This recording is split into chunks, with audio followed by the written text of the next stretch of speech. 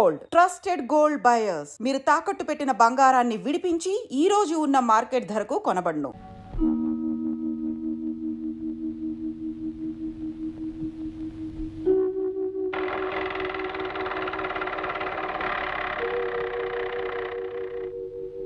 అందమైన పాటలా మా జీవితం సాగిపోతుండేది. హఠాత్తుగా అందులో ఓ అపశృతి. ఒకరోజు రాత్రి నేను ఇంటికి వచ్చేటప్పటికి ఆమెకు దగ్గరగా మరో మగవాడి నీటిని చూశాను. నేను ఇంట్లో లేనప్పుడు వేళకాని వేళల్లో ఒక కుర్రాడు వస్తున్నట్టుగా నాకు చాలామంది చెప్పారు. రేవతి గురించి నాకు పూర్తిగా తెలిసిన మెల్లమెల్లగా నాలో ఏదో తెలియని అనుమానం తలెత్తింది. ఇంకొక రోజు నేను ఇంటికి వచ్చేటప్పటికి ఆమెతో మాట్లాడి అతను కంటపడ్డాడు. నన్ను చూడగానే తప్పించుకోబోయాడు.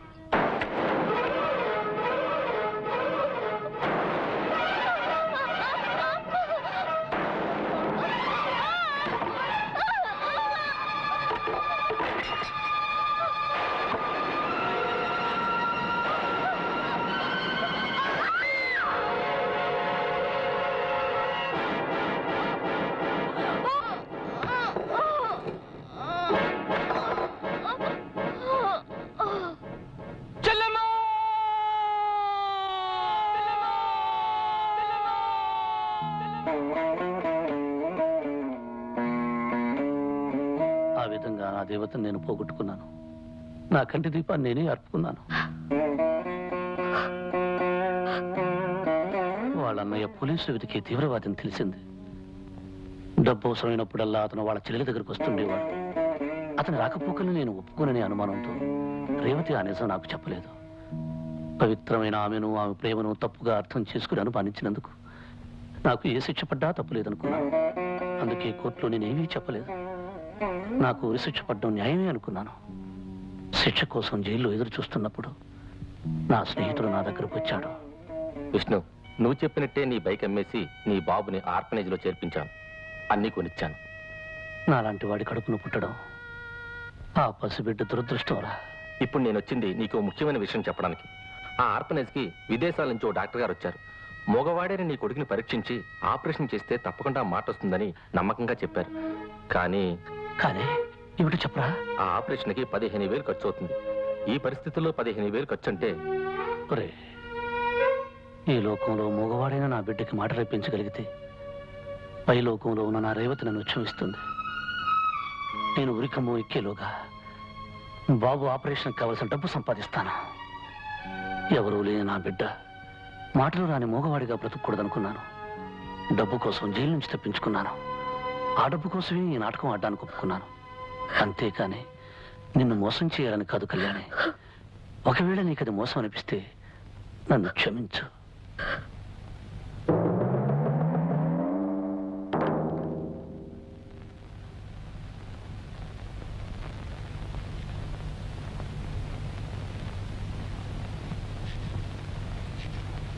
అమ్మా కళ్యాణి, ఎక్కడా శ్రీ శ్రీ శ్రీ శ్రీ అల్లుడు గారు కనిపించడే?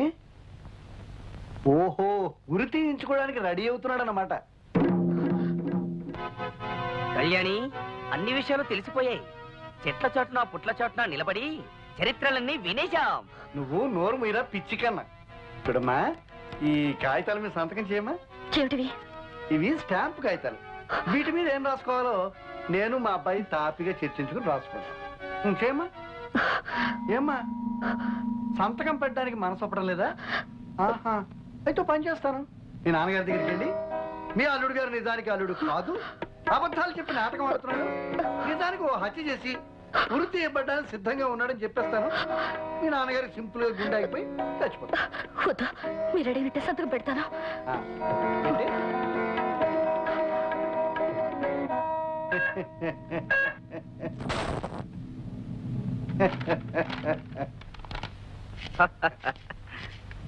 ఏరా పొట్టి గట్టి లాయరు, ఆ రోజు నాకు బుర్రుంటే బుర్రలో బుద్ధుంటే అని ఛాలెంజ్ చేసావు కదా. అదే బుర్రతో అదే బుద్ధితో ఖాళీ నోట్ల మీద అమ్మాయి చేత సంతకాలు చేయించాను. ఈ ఆస్తిని నా గుప్పెట్లో పెట్టుకున్నాను. ఇప్పుడే ఉంటావు.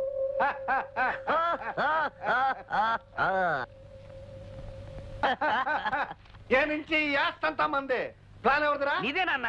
ఈ ప్లాన్ సక్సెస్ అయితే ఏం జరుగుతుందన్నాను? నీ నెత్తికి కిరీటం అన్నావు, నా కాలికి కడియమన్నావు, ఆ. నీ మెడకి పులిగోరు పథకమన్నావు, నా వలకి బంగారు సిగ్గుబిళ్ళు అన్నావు, నీ చేతికి ఆస్తి హక్కు అన్నావు, నా చేతికి చెక్కు బుక్ అన్నావు.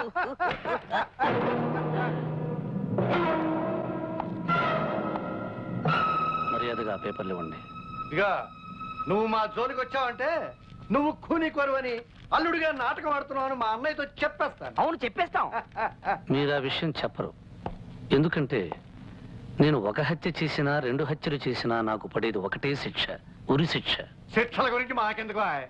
చూడు, అంకుల్ అమెరికాకు వెళ్లే లోపుగా నువ్వు గాని నీ కొడుకు గాని నా విషయం బయట పెట్టారంటే చంపేస్తాను. చెప్పు, మర్యాదగా పేపర్లు చెప్పు. చింపేయండి, లేకపోతే ప్రాణం తీసేస్తాడు. చింపే నాన్న, లేకుంటే చంపుతాడు. చెప్పేస్తున్నా.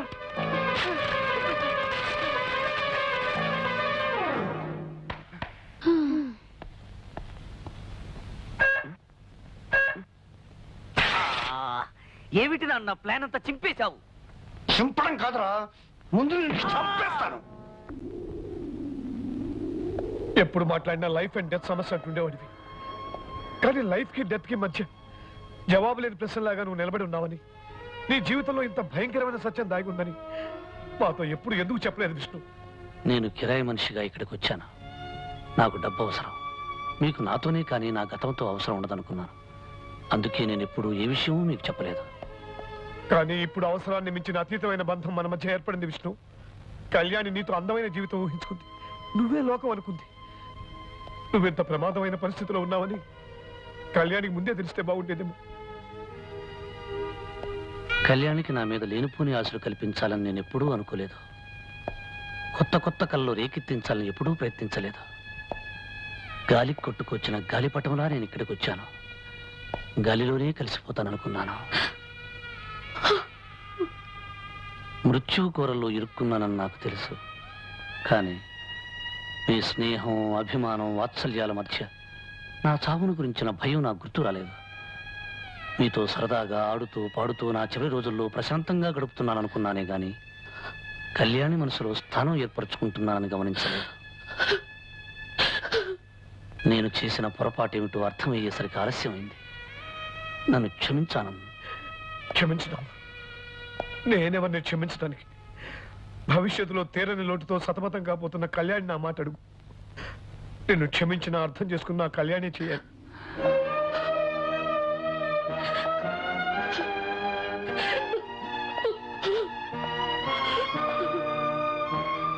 కళ్యాణి, నేను నిజం దాచి నీకు మనశ్శాంతి లేకుండా చేస్తాననుకోలేదు.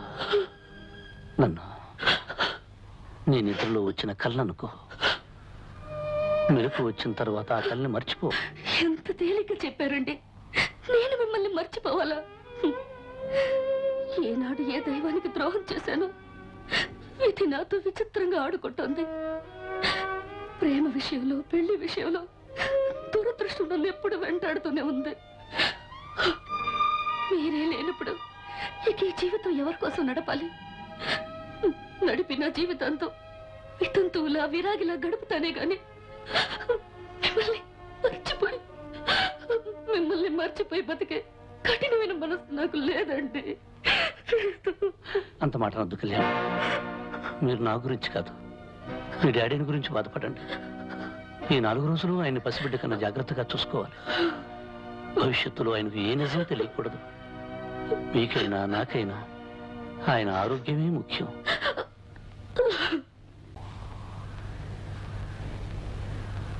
మిస్టర్ లాయర్, నాతో ఏదో ముఖ్యమైన విషయం మాట్లాడాలని అర్జెంటుగా రమ్మని కబురు చేశారు. ఏమిటా ముఖ్యమైన విషయం? చూడండి రంగారావు గారు, విష్ణు కేవలం ఒక నేరస్తుడుగానే మీకు తెలుసు. కానీ విష్ణు మాకేమిటో మీకు తెలియదు. కేవలం ఒక నాటకం ఆడటానికి మా ఇంటికి తీసుకొచ్చిన విష్ణు అతని మంచితనంతో, నిజాయితీతో, వ్యక్తిత్వంతో మా అందరి గుండెల్లో నిండిపోయాడు. ఇప్పుడు మీరు అతని ఉరి పేరుతో తీసుకెళ్తే మీరు మా అందరి గుండెలు బద్దలు కొట్టిన వాళ్ళు అవుతారు. మా అందరి మనసులో మంటలు పెట్టిన వాళ్ళు అవుతారు. అందుకే అలా జరగకూడదని మిమ్మల్ని చంపాలనుకుంటున్నాను. Lawyer, what is this? ఏమిటి మీరు చేస్తున్నారు? ఎస్, ఇది మీ రివాల్వర్. మీకు తెలియకుండా తీశాను. మిమ్మల్ని చంపితే మా విష్ణుని కాపాడుకోవచ్చు. అతన్ని బతికించుకుంటానికి నేను హంతకుండా పర్వాలేదు. లాయర్, కాకి బట్టలకు కట్టుబడి వృత్తి ధర్మానికి తల వంచి విష్ణువుని తీసుకెళ్ళడానికి వచ్చాను. నిజానికి ఈ వృత్తి చేస్తున్నందుకు నాలో నేను ఎంత కుమిలిపోతున్నానో మీకు తెలియదు. విష్ణువుని మీకంటే ఎక్కువగా నా కన్న కొడుకులాగా అభిమానించాను. అతని ప్రేమను ఆశీర్వదించి దగ్గరుండి పెళ్లి చేశాను. అతని ఆఖరి కోరిక నెరవేరాలని ఆశించాను. అతని నాటకం పూర్తయ్యే వరకు అనుమతి అడిగితే ఇచ్చాను. కన్నీళ్లను దాచుకుని కఠినత్వాన్ని మొహాన పూసుకుని విష్ణువుని తీసుకువెళ్ళటానికి వచ్చిన నన్ను చంపాలనుకుంటే చంపు, కానీ చట్టం మాత్రం అతను వదలదు. నువ్వు నేనే కాదు, ఎవరు కాదన్నా సరే చట్టం అతని ఉరికమ్మానికి ఎక్కించి తీరుతుంది. చంపు, కమా, shoot me.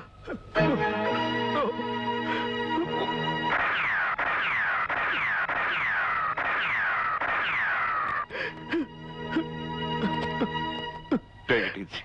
Take it easy.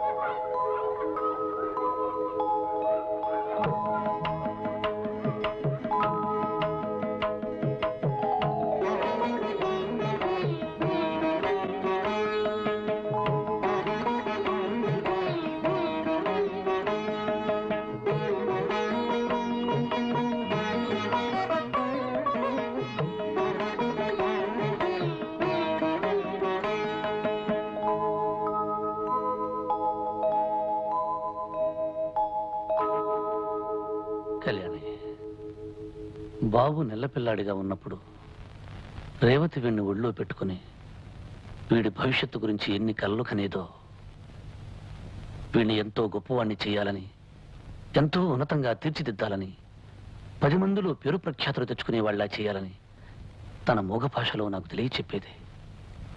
కానీ వీడికి అమ్మను దూరం చేసి నేను దూరం అయిపోయి అనాథ అని ముద్రతో ఈ లోకంలో వీడిని ఒంటరివాణ్ణి చేసి వెళ్ళిపోతున్నాను.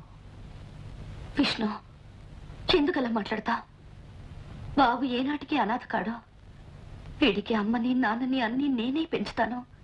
వీళ్ళమ్మ కలలకి ఆశయాలకి రూపంగా వీడిని తీర్చిదిద్దుతాను. చిత్తరించి బాబు మీ కొడుకు కాదు, మన కొడుకు.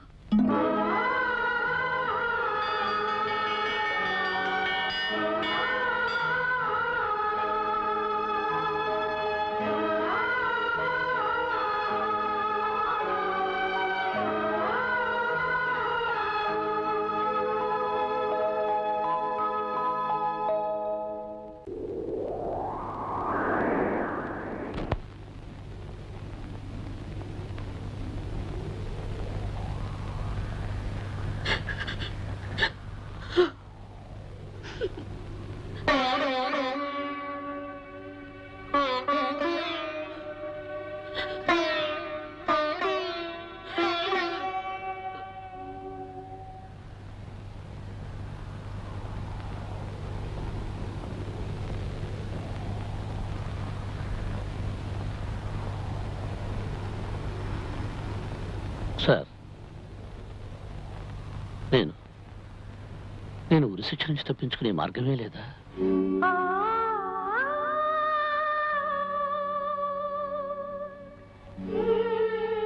సార్, నాకిప్పుడు బ్రతకాలనిపిస్తోంది.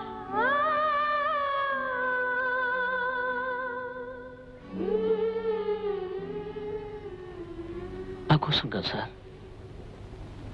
ఎవరి కోసం బ్రతకాలనిపిస్తోంది.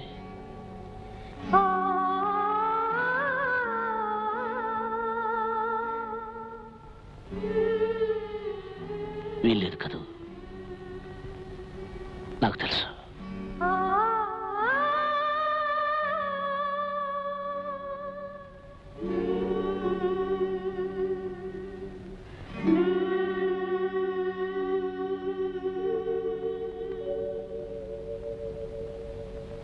ఆనంద్, ట్రైనింగ్ టైం అయింది కదా? అవును, కార్ రెడీగానే ఉంది. వాళ్ళంతా మీకోసం వెయిట్ చేస్తున్నారు. నేను అమెరికా వెళ్ళినా ఎక్కడికి వెళ్ళినా మీరు నా మీద చూపించే ఆదరాభిమానాలే నా బిడ్డ మీద, అల్లుడి మీద ఎప్పుడూ చూపించాలని మిమ్మల్ని కోరుతున్నాను.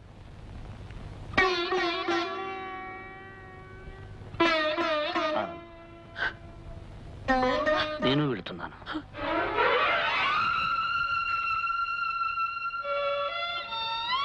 నాకు తెలుసు విష్ణు, నువ్వు ఎక్కడికి వెళ్తున్నావో తలుచుకుంటేనే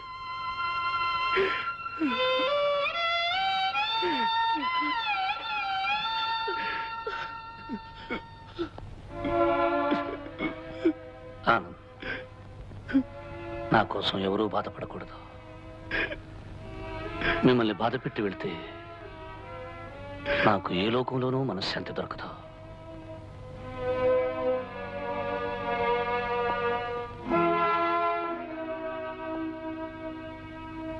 నా మెళ్ళో పడాల్సిన తాడు ప్రభుత్వం అక్కడ సిద్ధం చేసి ఉంచింది.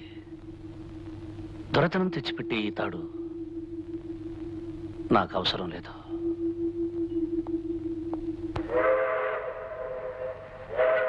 ఆందోళనతో 2 వారాల క్రితం ఈ దేశంలో అడుగుపెట్టాను.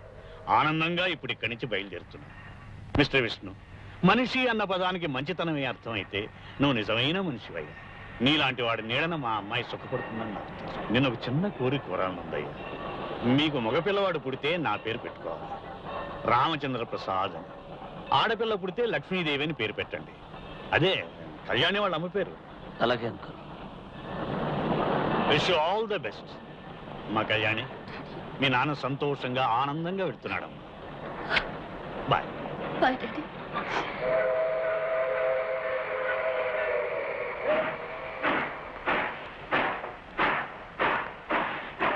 Bye baby.